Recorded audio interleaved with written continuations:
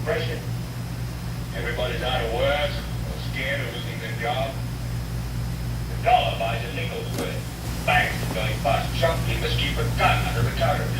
Punks are running wild on the TV, my steel-belted radios, and I won't say anything. Just leave us alone. Look, I'm not good at leaving you alone. I want you to get mad. I don't want you to protest. I don't want you to riot. I don't want you to write to your congressman because I wouldn't know what to tell you to write. I don't know what to do about the depression and the inflation and the Russians and the crying in the street. All I know is that first, you've got to get mad. Many of you also received the same email we did last week from the Texas Department of Agriculture informing us of a 50% increase in our business license, in our certified applicator license fees, and also in our technician fees. We've been in business since 1963. I have a good feel for the pest control operators and the way they think in the state of Texas. And if you're a lot like me, you feel like that guy in the old network movie that said he's mad as hell.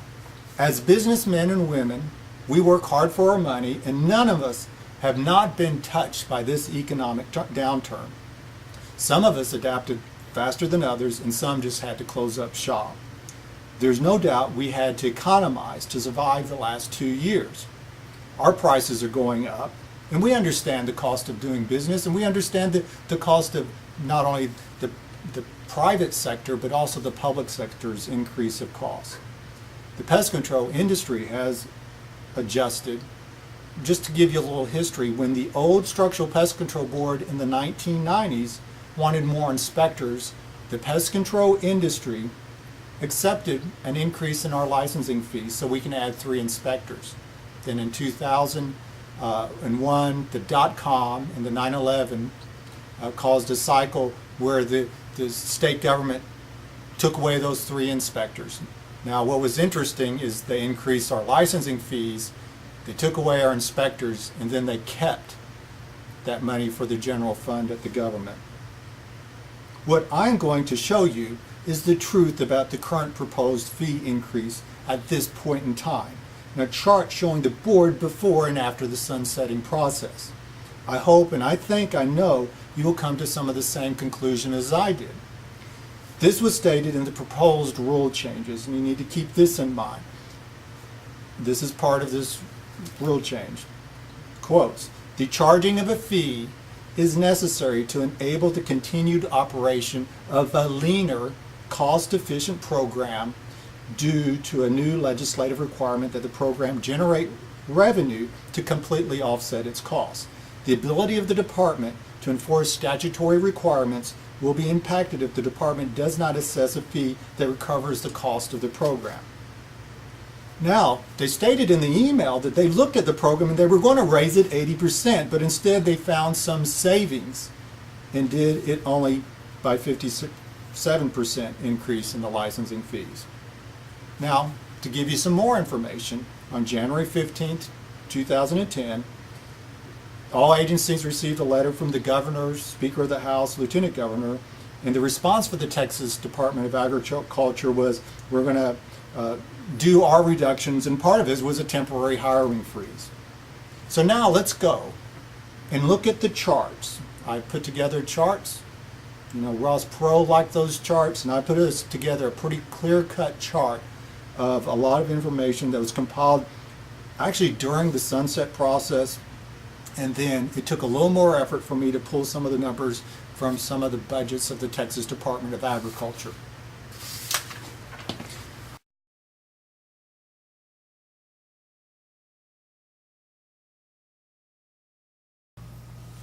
Okay, this is a chart I'm talking about. And I'm going to point out the axis so that you understand. It may be a little hard to see. 1992, this is the years. It starts out at 1992, goes to 2013. On your left side is the dollar amounts. Starts at 500,000, goes up to 3 million. On the right side, it's the number of employees. It starts out at 20 employees and goes up to 50 employees. The black line is an indication of when the agency was sunsetted. It went from a standalone agency into the Texas Department of Agriculture, which is on the right side.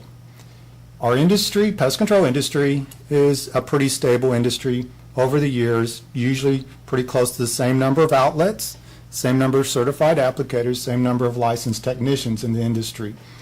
On an average, probably average number of exams given, it's pretty consistent. That's why historically, from the old budgets, you can see that it's pretty level, pretty easy to understand what is needed out of this agency. The blue line is an indication of that budget over time.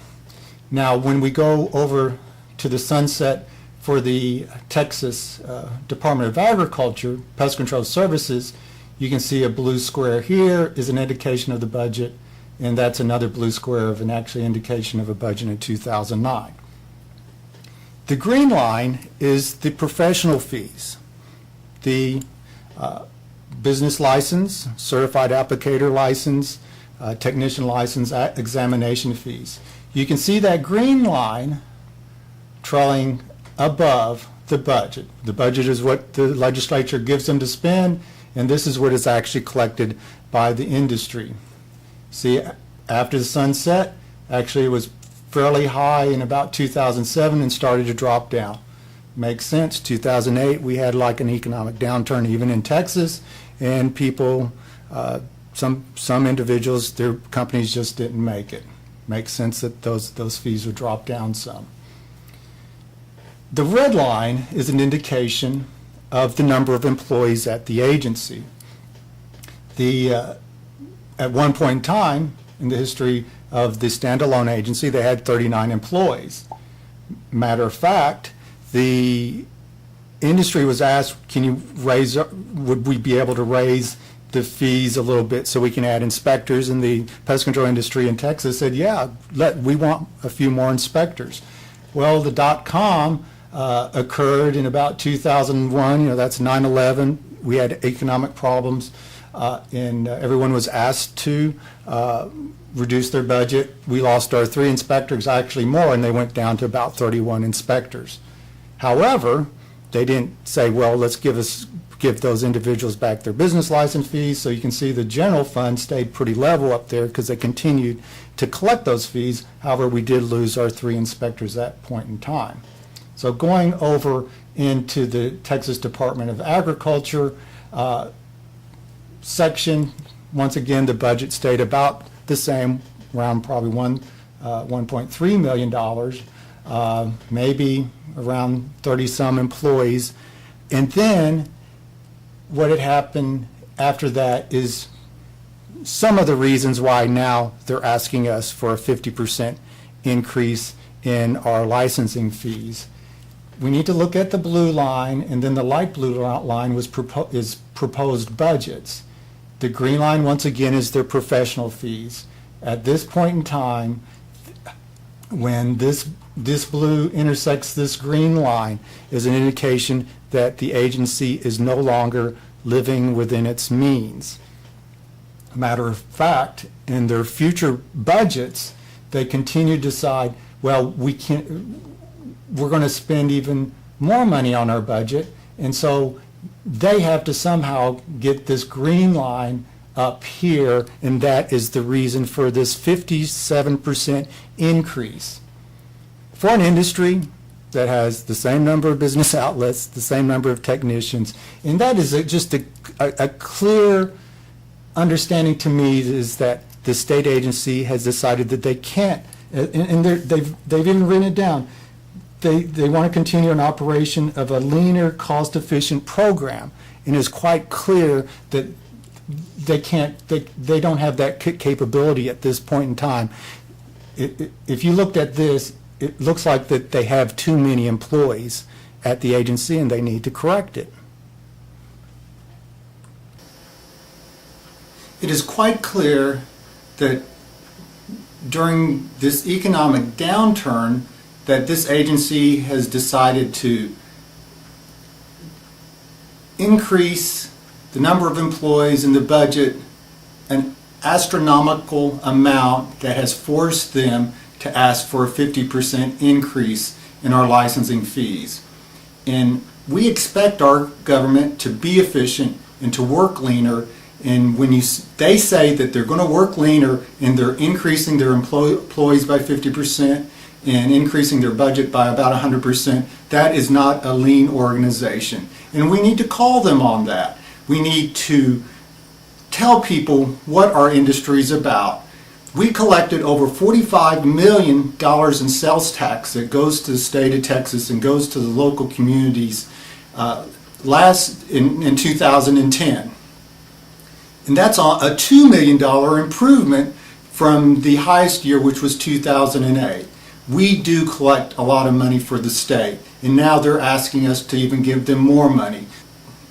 So what I need the pest control operators to do in the state of Texas is to get mad. And you need to get mad in a creative way. It's to write a letter to your local newspapers, your local community newspapers, just stating what's going on. You need to talk to the governor's office, lieutenant governor's office, your state rep, and your Senate rep, showing them this information, how this has happened at your agency, and we have to hope it's not happening in a lot of other agencies. But I need your cooperation. I also would like you to communicate with me. You can communicate with me best by going to my company's website, which does have a lot of information on it that you could actually learn a lot about pest control, but it also will link you to my Facebook page, and we can communicate through the Facebook page. And my website is www.atticpartyanimals.com. I want all of you to get up out of your chairs. I want you to get up right now and go to the window, open it, and stick your head out and yell, "I'm as mad as hell, and I'm not going to take this anymore!" We encourage your comments about the charts. Any suggestions for improving the site are welcome. Please let us know if you believe that any of these numbers are not correct and provide us with your sources. Also let us know if you feel we have not included numbers or information on other matters that are important. Hard-working, tough people created our country. They came to America to be free and to practice the religion of their choice. The Pioneer's Creed sums it up. The cowards never started, the weak died on the way, and only the strong survived. We must be as courageous and committed as they were.